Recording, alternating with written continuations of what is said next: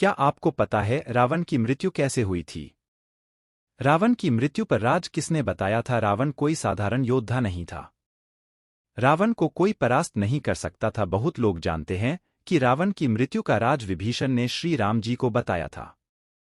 लेकिन रावण की मृत्यु मंदोदरी के कारण हुई थी। तो दोस्तों, पूरी वीडियो देखने से पहले हमारे चैनल को लाइक, सब्सक्राइब और शेयर जरूर करें और एक प्यारा सा कमेंट करें। धन्यवाद। रामायण में रावण वध की कहानी तो सभी को याद है। हर कोई ये बात जानता है कि रावण की मृत्यु बहुत ही कठिन थी। रावण के जितने सिर प्रभु श्री राम ने काटे, वह एक नए सिर के साथ जीवित हो गया। उस दौरान रावण के भाई विभीषण ने श्री राम को यह भेद बताया था कि रावण की नाभि में अमृत कुंड का वास है। जब तक अमृत सुरक्षित है, रावण का कोई भी कुछ नहीं बिगड़ सकता। यदि रावण की नाभि पर हमला किया जाए तो ही उसकी मृत्यु होगी। यह रहस्य जानने के बाद श्री राम ने रावण की नाभि पर तीर चलाया और रावण की मृत्यु हो गई। इस रहस्य के उजागर होने के बाद ही रावण की पराजय हुई और उसकी दुष्टता का एक अध्याय समाप्त हुआ। आपको बता दें कि ये कथा सिर्फ इतनी ही नहीं है। इसका संबंध रावण की पत्नी मंदोदरी से भी है, जिसने यह रहस्य बताया था, जो बाद में रावण की मृत्यु का कारण बना। ब्रह्मा जी ने दिया था ये वरदान। एक बार रावण, कुंभकर्ण और विभीषण ने ब्रह्मा जी की कठोर तपस्या की। तीनों के कठोर तप से ब्रह्मा काफी प्रसन्न हुए और उन्होंने वरदान मांगने के लिए कहा, जिसके बाद रावण ने ब्रह्मा से वरदान में अमरत्व मांगा।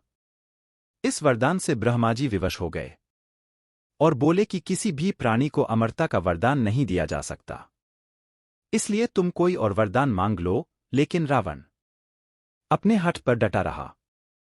रावण के हठ के कारण ब्रह्मा जी ने उसे एक विशेष प्रकार का तीर दिया और कहा कि तुम सिर्फ इसी तीर के प्रहार से मृत्यु के मुख में जा सकते हो। इसके अलावा किसी शस्त्र से तुम्हारी मृत्यु नहीं होगी। रावण को अब यह ज्ञात हो गया था कि सिर्फ इस तीर से ही उसे मृत्यु मिल सकती है। इसलिए रावण ने वह तीर अपने महल में सिंहासन के पास वाली दीवार में चुनवा दी।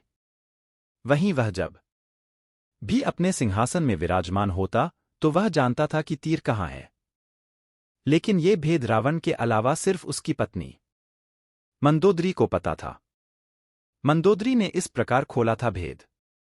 जब युद्ध में श्री राम रावण को मारने में असफल हुए तो विभीषण ने उन्हें बताया कि रावण की नाभि में एक अमृत पान है, जिसे किसी सिर्फ और सिर्फ ब्रह्मा जी के दिए तीर से ही भेदा जा सकता है। लेकिन विभीषण को ये नहीं पता था कि वह बाण कहाँ है। वहीं यह रहस्य जानने की जिम्मेदारी हनुमान जी को सौंपी गई। हनुमान जी ने ज्योतिष का रूप धरकर लंका गए और लोगों को भविष्य बताने लगे। उनकी चर्चा सुनकर मंदोदरी भी अपना भविष्य जानने आई। जहां बातों ही बातों में ज्योतिषी बने हनुमान ने कहा कि ब्रह्मा के दिए उस तीर से रावण को संकट है। तब मंदोदरी ने कहा कि ऐसा नहीं हो सकता, वह तीर सिंहासन के खंभे के पीछे सुरक्षित है। यह भेद पता करने के बाद हनुमान जी उस जगह गए और तीर लाकर श्रीराम को सौंप दिया। फिर क्या था? उसी तीर से भगवान ने रावण का वध कर दिया। इस प्रकार से ज्योतिषी के रूप में हनुमान जी द्वारा की गई वह भविष्यवाणी सही साबित हो गई। कैसे संभाला राजपाट? पुराणों के अनुसार भगवान राम ने जब युद्ध के मैदान में रावण पर विजय हासिल कर ली और उसे मार गिराया, तब जाकर युद्ध खत्म हुआ और उसके बाद लंका की महारानी मंदोदरी युद्ध स्थल पर आईं और वहीं जब पति और पुत्रों को मृत पाया तो वह विलाप करने लगीं। मगर विलाप करते हुए उन्होंने वहीं मौजूद अपने देवर विभीष से कहा कि वह अब भी लंका की महारानी है और रावण के राजपाट को वही संभालेंगी। रावण के अंतिम संस्कार के बाद जब विभीषण का राज्याभिषेक हुआ तो महारानी मंदोदरी उन्हें शासन चलाने में मदद करने लगीं।